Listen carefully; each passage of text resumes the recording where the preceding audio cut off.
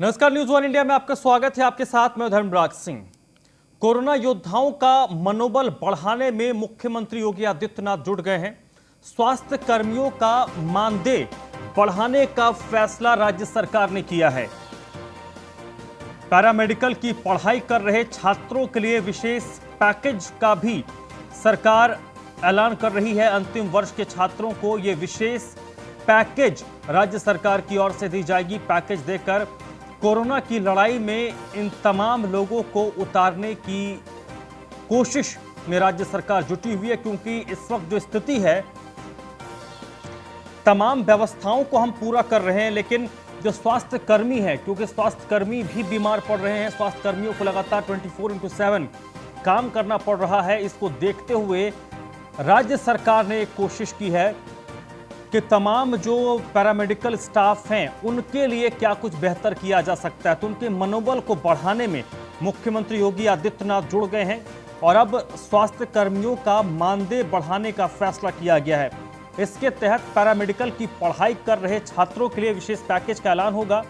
Last year के छात्रों को स्टेट गवर्नमेंट स्पेशल पैकेज देगी और स्पेशल पैकेज के जरिए फिर उनको इस कोरोना की लड़ाई में सरकार उतारेगी।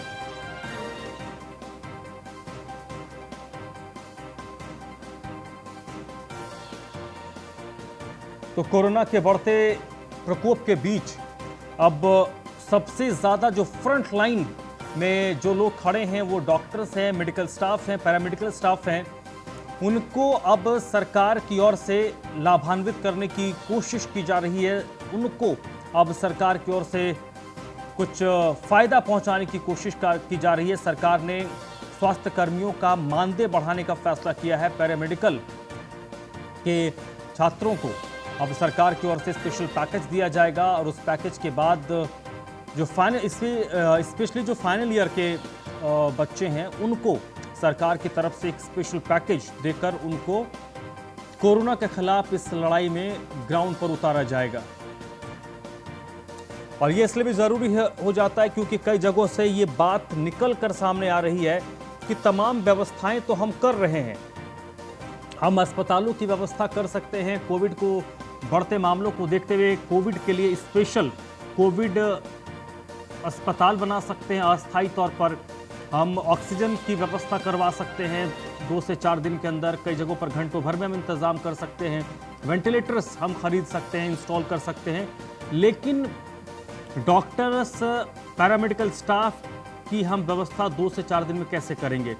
इसको देखते हुए जो फाइनल ईयर के छात्र हैं उनको अब सरकार की ओर से इस कोरोना के खिलाफ लड़ाई में उतारने की प्लान हो रही है।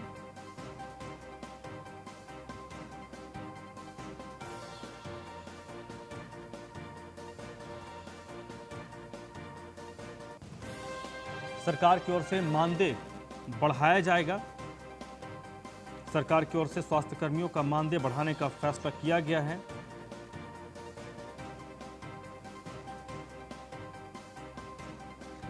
आदित्य द्विवेदी इस वक्त मेरे साथ जुड़ चुके हैं, हमारे ब्यूरो चीफ, इसी पर ज्यादा जानकारी के साथ। आदित्य, एक बहुत बड़ा पहल राज्य सरकार की ओर से, क्योंकि इस वक्त सबसे ज्यादा जरूरी है पैरामेडिकल स्टाफ, स्वास्थ्य कर्मियों के मनोबल को हाई रखना। जी हाँ, बिल्कुल। इस बात को ध्यान में रखकर ही योगी सरकार ने एक बहुत ही अच्छी पहल की है, बहुत अच्छा निर्णय कहा जाएगा, इसका स्वागत होना चाहिए, जिसमें फाइनल ईयर के जो भी जूनियर डॉक्टर हैं इन सबका एक मानदेय तय होगा और पैरामेडिकल स्टाफ भी, यानी कि नर्सेज होंगे, जो वार्ड बॉय होंगे, उन सबके लिए भी एक बाकायदा मानदेय तय करने का घोषणा कर दी है योगी सरकार ने। और इन सभी जो कोरोना से योद्धा हैं, जो कोरोना में लड़ाई लड़ रहे हैं, लगातार मरीजों का इलाज कर रहे हैं, उन सभी को एक सम्मानजनक मानदेय देने का फैसला लिया गया है। जी। और ये पहल जो की गई है, इसको किस तरीके से इंप्लीमेंट किया जाएगा, इसके बारे में कुछ इंफॉर्मेशन मिल पाई है आदित्य? देखिए, इसमें ये है कि जो भी मेडिकल कॉलेज हैं, 24 मेडिकल कॉलेज हैं पूरे उत्तर प्रदेश में, वहाँ पर जो भी फाइनल ईयर के छात्र हैं उनको जूनियर डॉक्टर कह के बुलाया जाता है। तो इनका अपॉइंटमेंट हर जिले में किया जाएगा। पूरे प्रदेश भर के जो जिले हैं जहाँ पर डॉक्टरों की भारी कमी है, चाहे वो सैफई मेडिकल कॉलेज हो, चाहे वो कन्नौज का मेडिकल कॉलेज हो, या जिलों में जो बुंदेलखंड के क्षेत्र हैं, जो तमाम पूर्वांचल के ऐसे क्षेत्र हैं जहाँ पे डॉक्टरों की काफी कमी है, तो वहाँ पर ये डॉक्टर्स, जूनियर डॉक्टर्स और पैरामेडिकल स्टाफ की नियुक्ति की जाएगी और इनको एक सम्मानजनक मानदेय दिया जाएगा। ये योगी सरकार ने निर्णय लिया है। इसके लिए योगी ने स्पेशली निर्देशित किया है कि इस पूरे कार्यक्रम में जो भी फॉर्मेलिटीज हो, जो भी प्रक्रिया है, उनको बहुत तेजी से पूरा किया जाए और इसको तुरंत ही लागू किया जाए। जी चलिए आदित्य, आप मेरे साथ बने रहिएगा। तो फाइनल ईयर के छात्रों को अब स्टेट गवर्नमेंट कोरोना के खिलाफ जंग में उतारने की तैयारी कर रही है। स्वास्थ्य कर्मियों को मानदेय बढ़ाने का फैसला भी किया गया। वहीं मुख्यमंत्री योगी ने मोहल्ला प्रमुख फॉर्मूला कामयाब रहा है। राज्य में टेस्टिंग और तेजी से बढ़ाई गई, जिसकी वजह से जो संक्रमण की संख्या है उसमें कमी आई है। देश में सबसे ज्यादा टेस्टिंग के बाद सूबे में मरीजों की संख्या घटी है। यूपी में पिछले 10 दिनों में लगातार टेस्टिंग में रिकॉर्ड इजाफा किया गया है। 24 अप्रैल को 1,86,000 टेस्ट हुए और इन टेस्ट के जरिए 38,000 नए मामले सामने आए।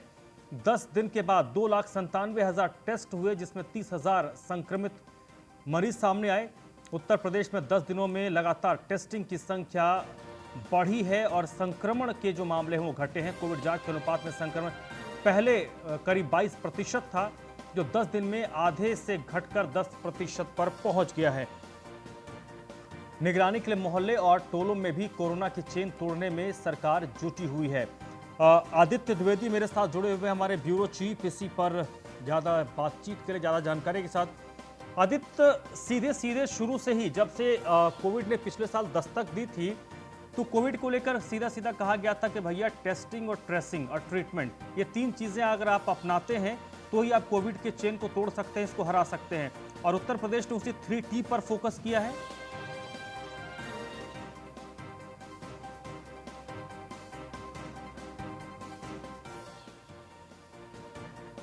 आदित्य, आपको मेरी आवाज आ रही है?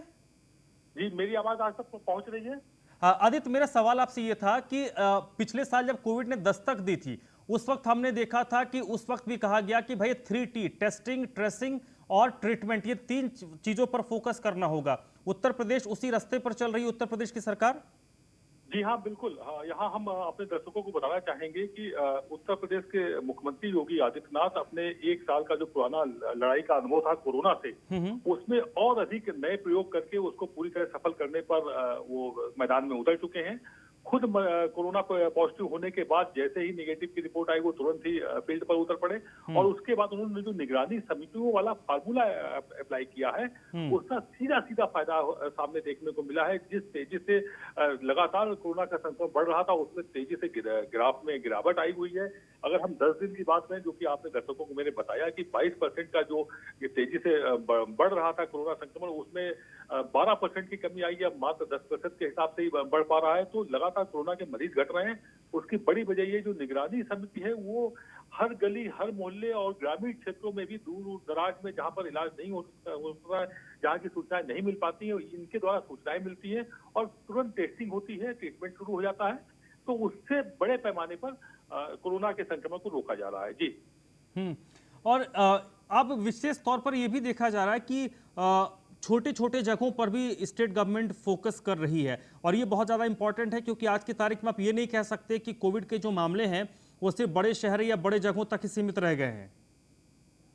जी हाँ, इसके लिए देखिए, पिछले ही दिनों 2-3 दिन पहले की बात है, मुख्यमंत्री ने एक बैठक की हुई थी और बैठक करने के बाद उन्होंने निर्देश दिए हुए थे कि हर जिले के 2 CSC यानी कि जो सामुदायिक स्वास्थ्य केंद्र हैं, उनको कोविड अस्पताल बनाया जाएगा। भौगोलिक स्थिति को देखते हुए उसके लिए सीएमओ को आदेशित कर दिया गया था, जिलाधिकारी को फंड भी जारी कर दिया गया था और सभी CSC में 50-50 बेड के कोविड सेंटर होंगे। वहां पर जो गंभीर मरीज होंगे उनको भर्ती कराया जाएगा, ऑक्सीजन की व्यवस्था कराई जाएगी, L1 की पूरी ट्रीटमेंट वहीं पर होगा, CSC में ही होगा। तो इस तरह से जो कदम बढ़ाए हैं वो स्पेशली फोकस किया गया उन ग्रामीण क्षेत्रों में, उन छोटे कस्बों में, उन जिलों को जहां पर प्रॉपर ट्रीटमेंट नहीं था। पिछले बार इतने मरीज नहीं थे, लेकिन इस बार मरीज काफी संख्या में उधर भी मिल रहे हैं और वो संख्या ना बढ़े, इसको लेकर के योगी ने पहले ही कदम बढ़ा दिया है और वो फार्मूला सफल होता दिख रहा है। और कहीं ना कहीं जो ग्रामीण क्षेत्रों में जो तेजी से संक्रमण फैल रहा था उसमें भी रोक आएगी। जी चलिए आदित्य, बहुत बहुत शुक्रिया आपका। उत्तर प्रदेश में लॉकडाउन को 2 दिन के लिए बढ़ा दिया गया है। राज्य में अब गुरुवार सुबह तक तमाम पाबंदियां लागू रहेंगी जो कल सुबह पहले खत्म होने वाली थी। नए आदेश के मुताबिक लॉकडाउन को 2 दिन के लिए एक्सटेंड कर दिया गया है। अब गुरुवार सुबह तक ये सभी पाबंदियां रहेंगी। लगातार जो कोरोना के मामले बढ़ रहे हैं उसको देखते हुए उत्तर प्रदेश सरकार ने यह फैसला लिया है। यूपी में अब मंगलवार बुधवार के दिन भी लॉकडाउन रहेगा। यानी पहले ये स्थिति थी कि कल सुबह यानी सोमवार के बाद मंगलवार को सुबह तक ये लॉकडाउन था, यानी मंगलवार के बाद फिर वो पुरानी स्थितियां हो जानी थी। लेकिन मंगलवार और बुधवार को भी अब बाजार उसी तरीके से बंद रहेंगे। हालांकि इसको एक्सटेंड कर दिया गया है, लेकिन जो आदेश नोटिफिकेशन में पहले थे कि क्या कुछ चीज़ें चल सकती हैं, क्या कुछ चीज़ें खुली रहेंगी, क्या कुछ चीज़ें नहीं खुली रहेंगी, वही सारी चीज़ें अगले 2 दिन भी एग्जिस्ट करेंगी।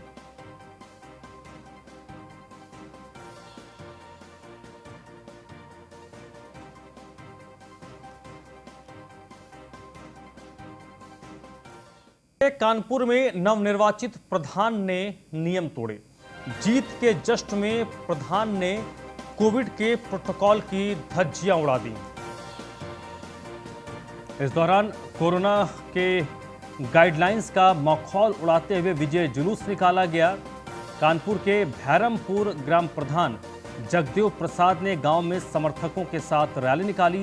इस दौरान बगैर मास्क और बगैर सोशल डिस्टेंसिंग के लोग रैली में शामिल हुए। देश में विजय जुलूस और रैली निकालने पर प्रतिबंध है। हाईकोर्ट का आदेश है, चुनाव आयोग का आदेश है, लेकिन इसके बावजूद जो जीते हुए प्रत्याशी हैं वो मानने को तैयार नहीं है। और ये कल से ही स्थिति स्पष्ट लग रही थी। कल से ही लगातार ये नजर आ रहा था कि जो प्रशासन मतगणना केंद्रों पर ही कोविड के प्रोटोकॉल का पालन नहीं करवा रहा है, सोशल डिस्टेंसिंग का पालन नहीं करवा पा रहा, वो पूरे ज़िले में जब जीत कर अलग अलग सब प्रत्याशी अपने अपने क्षेत्रों का रुख करेंगे तो इतने बड़ी संख्या में, इतने बड़े क्षेत्र में वो कहां पर इनको कंट्रोल करेंगे। क्योंकि कंट्रोल अगर करना होता तो कुछ छोटे से इलाके में जहां पर मतगणना सेंटर बनाया गया था वहां पर जब इस चीज़ को इम्प्लीमेंट नहीं करवाया जा सका, तो ये मानकर कल से ही ये चला जा रहा था कि जब जीत कर का प्रमाण पत्र लेकर अपने अपने क्षेत्र में, अपने अपने गांव में लौटेंगे ये प्रधान और अलग बीडीसी जो जिस पद के लिए जीते हैं, तो वहां पर कोविड के प्रोटोकॉल का उल्लंघन होगा।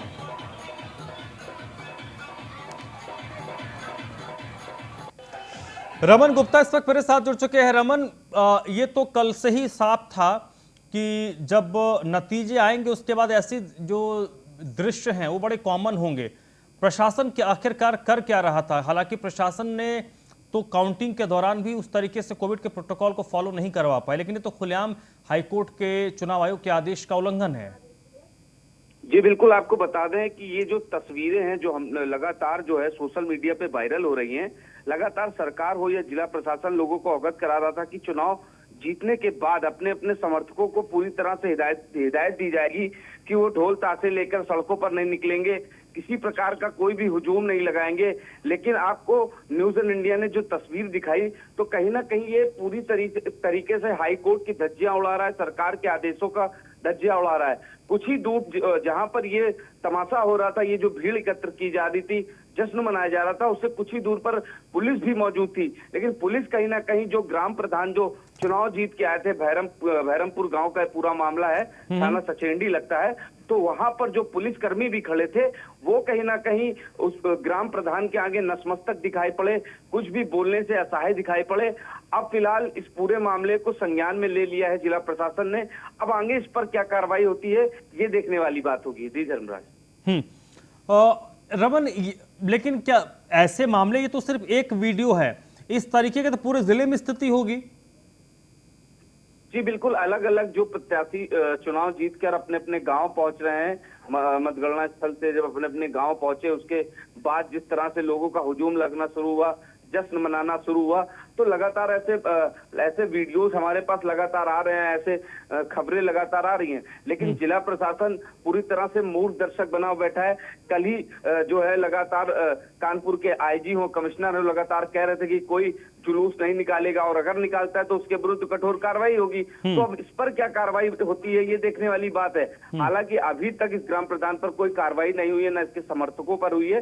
लेकिन हाल फिलहाल इस पूरे मामले को, वीडियो को संज्ञान में प्रशासन ने जरूर ले लिया है। अब आगे इस पर क्या कार्रवाई कानपुर के कमिश्नर या आईजी या जो बड़े रैंक के अधिकारी हो क्या करते हैं, ये देखने वाली बात होगी।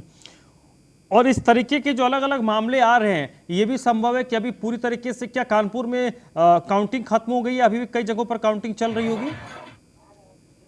जी बिल्कुल, जो काउंटिंग काउंटिंग का जो पूरा है कि वो काउंटिंग तो पूरी हो चुकी है।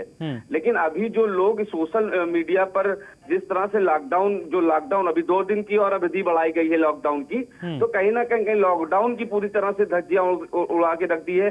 सरकार की जो गाइडलाइन है उसकी धज्जियां उड़ाकर रख दी है। लगातार जिस तरह से कानपुर में संक्रमण भी बढ़ रहा है और शहरी इलाकों के अलावा जो ग्रामीण क्षेत्र है वहां जरूर ज्यादा से ज्यादा संक्रमण की स्थिति बेकाबू होती जा रही है। लोग वहां ज्यादा संक्रमित हो रहे हैं क्योंकि पंचायत चुनाव के बाद जिस तरह से लोगों का हुजूम निकला था, लोग अपने घरों से ढोल ताशों के साथ निकलते थे, प्रचार के लिए जाते थे कहीं ना कहीं प्रत्याशी के साथ, तो वहां ज्यादा लोग संक्रमित हो रहे हैं। लेकिन अभी भी लोग मानने को तैयार नहीं है, ना ही सरकार की गाइडलाइन, ना ही कोरोना की गाइडलाइन, ना ही जिला प्रशासन का कोई भय है लोगों में। जी चलिए रमन, बहुत बहुत शुक्रिया आपका।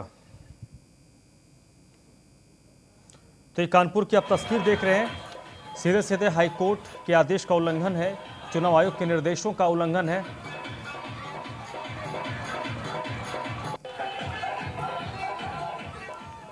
मथुरा में पंचायत चुनाव की मतगणना में नियमों का जमकर उल्लंघन किया गया।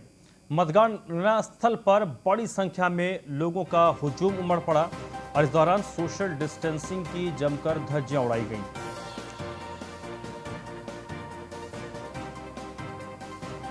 तो मतगणना स्थलों पर सोशल डिस्टेंसिंग की लगातार धज्जियां उड़ रही हैं। मथुरा का ये मामला है। राया ब्लॉक के उप मंडी समिति में इस समय मेरे साथ मौजूद हैं मथुरा जनपद के जिलाधिकारी महोदय से हम जानना चाहेंगे कि इस समय की क्या स्थिति है और क्या रुझान आने वाले हैं, और यहाँ की सोशल डिस्टेंसिंग के बारे में अगर बात करें तो क्या उनकी तरफ से क्या व्यवस्थाएं उपलब्ध कराई गई हैं। जी सर बताएं। जनपद मथुरा में आज जैसा कि हम जानते हैं कि मतगणना चल रही है और यहाँ पर 33 जिला पंचायत वार्ड्स की मतगणना चल रही है। इसके अतिरिक्त 504 ग्राम पंचायतें जो हैं उनके जो प्रधान पद के उम्मीदवार हैं वो मतगणना में शामिल हो रहे हैं, देख रहे हैं कि कौन जीतता है। इसके अतिरिक्त ग्राम पंचायत सदस्य और क्षेत्र पंचायत सदस्यों की भी काउंटिंग हो रही है। अभी लगातार रुझान आ रहे हैं और लगभग 125 से 150 ग्राम पंचायत के जो प्रधान हैं उनके रिजल्ट्स आ गए हैं। ज़िला पंचायत के अभी रिजल्ट्स नहीं आए हैं और रात में आने की या अर्ली मॉर्निंग तक आने के उसके अंदेशा है। बड़ा सवाल ये बना हुआ है, लगातार न्यूज़ वन इंडिया सुबह से प्रसारित कर रहा है कि सोशल डिस्टेंसिंग की बड़े पैमाने पर धज्जियां उड़ाई जा रही हैं प्रत्येक जहाँ मतगणना चल रही है वहाँ पर सब जगह पे। इस बारे में आप क्या कहना चाहेंगे? इसमें माननीय निर्वाचन आयोग के भी, माननीय उच्चतम न्यायालय के भी ये निर्देश है कि जो सभी हमारे ऑफिशियल्स हैं, जो भी हमारे काउंटिंग के कर्मी हैं, इसके अतिरिक्त हमारे जो काउंटिंग एजेंट्स हैं, निर्वाचन अभिकर्ता हैं या फिर कैंडिडेट्स हैं, उन सभी की RT-PCR अथवा एंटीजन टेस्टिंग की जाए। तो सुबह प्रातः ही जब सभी लोग आए उन सभी लोगों की टेस्टिंग की गई सबसे पहले, जिसमें हमारे ऑफिशियल्स भी और जो काउंटिंग एजेंट्स हैं वो भी शामिल हैं। इसके अतिरिक्त सभी जगहों पर सोशल डिस्टेंसिंग और 100% मास्क लगाए जाने के संबंध में पुलिस के द्वारा व्यापक एनफोर्समेंट की गई है। एनफोर्समेंट एजेंसीज़ के द्वारा व्यापक एनफोर्समेंट किया गया है और जिन्होंने मास्क नहीं लगाए हैं उनका चालान भी किया गया है। जहाँ जहाँ पर सोशल डिस्टेंसिंग नहीं पालन की जाती जा रही है वहाँ पर एनफोर्समेंट एजेंसीज़ के द्वारा कार्रवाई भी की गई है। जी, तो बता दूं आपको कि जिलाधिकारी महोदय मेरे साथ मौजूद थे। जिलाधिकारी महोदय ने बताया कि लगातार जो बिना मास्क के जो लोग सोशल डिस्टेंसिंग के पालन नहीं कर रहे थे उनका चालान भी किया गया। लगातार पुलिस व्यवस्था के माध्यम से लोगों को आगाह किया जा रहा है कि सोशल डिस्टेंसिंग का पालन करें। न्यूज़ वन इंडिया के लिए गगन पंडित, मथुरा।